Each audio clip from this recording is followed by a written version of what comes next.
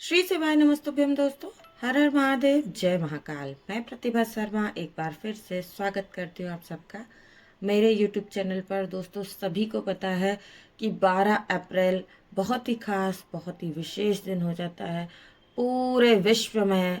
एक सबसे खास दिन जो कि हनुमान जी महाराज के लिए समर्पित है, यानी कि हनुमान जयंती का दिन 12 अप्रैल को पड़ने वाला है, 12 अप्रैल 2025। इसीलिए ये दिन बहुत ही खास, बहुत ही विशेष हो जाता है, क्योंकि हनुमान जी का दिन है, मंगल का साल है। तो जितनी आप उपासना करते हैं उनकी, उतना आपको लाभ प्राप्त होगा।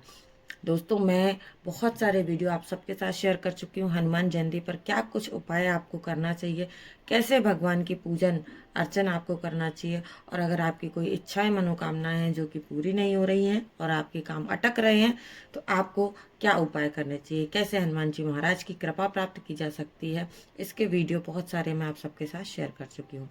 उसी क्रम में एक और वीडियो आपके पास शेयर करने के लिए मैं लेकर के आई हूँ, जिसमें मैं बताने वाली हूँ कि किस प्रकार से आपको ईश्वर को प्रसन्न करना है, हनुमान जी महाराज को प्रसन्न करना है, बड़े ही सरल तरीके से। तो इस वीडियो का पहला उपाय जो मैं आपको बताने वाली हूँ वो है माला चढ़ानी है आपको। ठीक है, तो पहली चीज़ तो मैं आपको बताने वाली हूँ कि हनुमान जी महाराज को कितने तरीके की मालाएं जो है वो समर्पित की जा सकती हैं, या कौन कौन सी मालाएं हनुमान जी महाराज को समर्पित करनी चाहिए। तो दोस्तों, यह जान लीजिए सबसे पहले कि शिव और हनुमान जी महाराज दोनों एक ही हैं, अलग अलग नहीं हैं।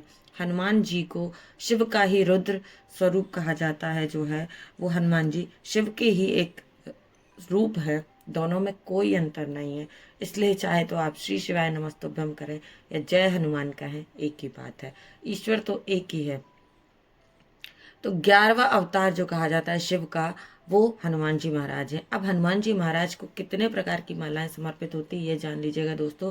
हनुमान जी महाराज को 3 प्रकार की मालाएं समर्पित की जा सकती हैं। 3 प्रकार की मालाएं समर्पित की जाती हैं।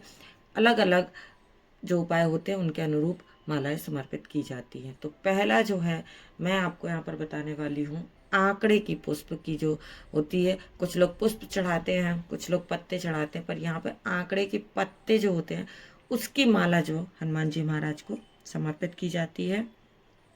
और किस लिए की जाती है? ये की जाती है कार्य की सिद्धि के लिए।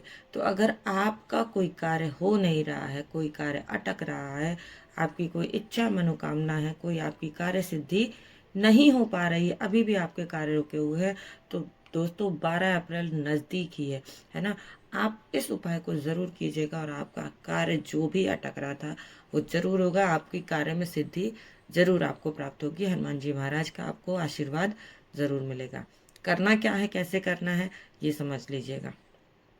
सबसे पहले दोस्तों, आपने लेने हैं 2 मिट्टी के दीपक, लंबी पत्ती के। यहाँ पर दीपक तैयार करेंगे, एक गाय के शुद्ध घी का और दूसरा तेल का। सभी को पता है कि हनुमान जी महाराज को अगर आपको दीपक जलाना है तो या तो आप चमेली के तेल का दीपक जलाएंगे या फिर सरसों के तेल का। दोनों ही बहुत उचित होते हैं। अगर आपको चमेली का तेल मिल जाता है बहुत अच्छी बात है, इससे अच्छा तो कुछ हो ही नहीं सकता। अर्थात आप सरसों के तेल का एक दीपक, तो आपने 2 दीपक तैयार करने हैं, एक चमेली के तेल का दीपक, दूसरा गाय के शुद्ध घी का दीपक, और दोनों ही दीपक में लंबी बत्ती होनी चाहिए, ये याद रखिएगा।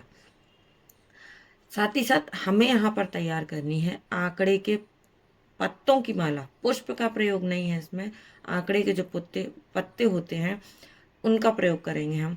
तो अब कहीं पर इसको आक का फूल भी बोलते हैं, कहीं पर इसको मदार का पौधा भी बोलते हैं, या मदार का पुष्प भी बोलते हैं। तो मदार, आंकड़ा या आक, आपके आसपास जो भी इसे बोला जाता है, उसकी आपको 108 पत्तियां लेनी है।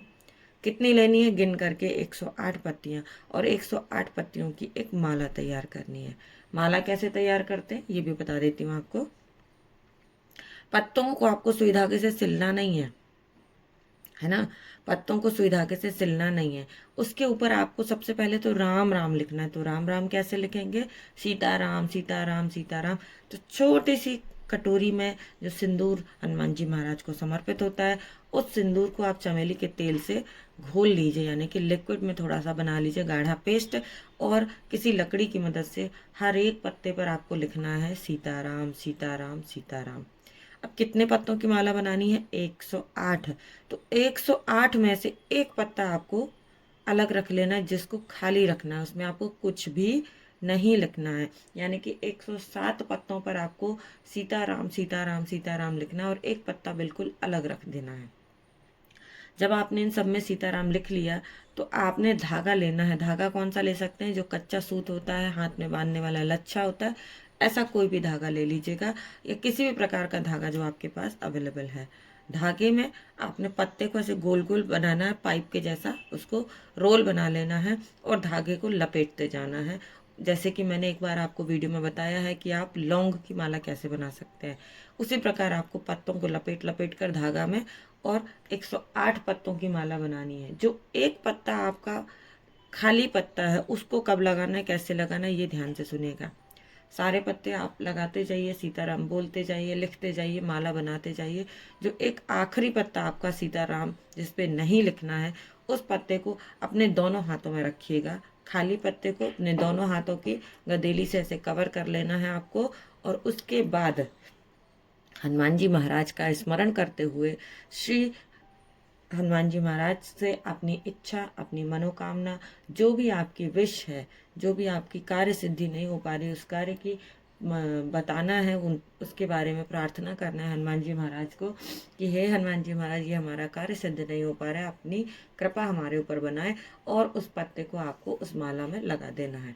अब कोई क्रम नहीं है कि आपको 4 पत्तों के बाद में वो पत्ता लगाना है, कहाँ लगाना है, कब लगाना है। पूरी माला में कहीं पर भी आप इस पत्ते को लगा दीजिएगा।